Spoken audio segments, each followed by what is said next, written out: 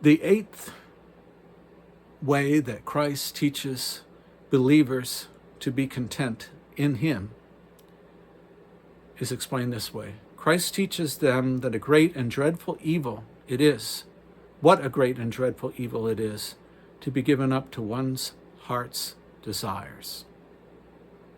The greatest misery of all is for God to give you up to your heart's lusts and desires, to give you up to your own counsels, so that you have it. In Psalm 81, verses 11 and 12, but my people would not hearken to my voice, and Israel would not have none of me.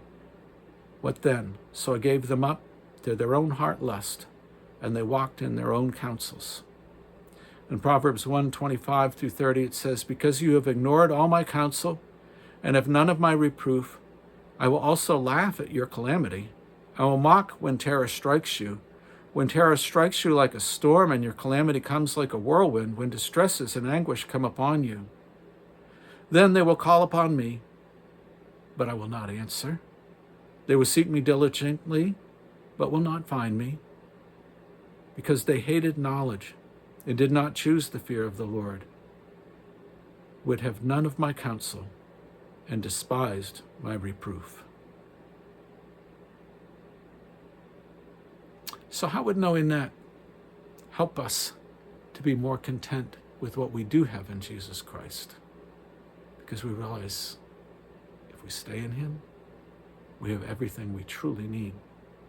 So here's something to think about. Now, if you take these things before mentioned and lay them together, you might well apply that scripture in the 29th of Isaiah, the last verse, where it says, they also erred in spirit. They also that erred in spirit shall come into understanding, and that they murmured shall learn doctrine. Have there been any of us, as I fear many may be found, who have erred in spirit, even in regard of this truth that we are now preaching of, and many who have murmured?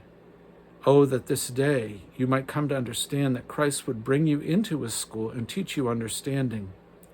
And they that murmured, and they that murmured shall learn doctrine. What doctrine shall they learn?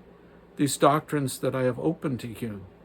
And if you will but thoroughly study these lessons that I have set before your eyes, it will be a special help and means to cure your murmurings and repinings at the hand of God, so you will come to learn Christian contentment. If you can learn to set aside your complaints and your grumbling and your growling, there is something that can take the place of that Jesus Christ has for you.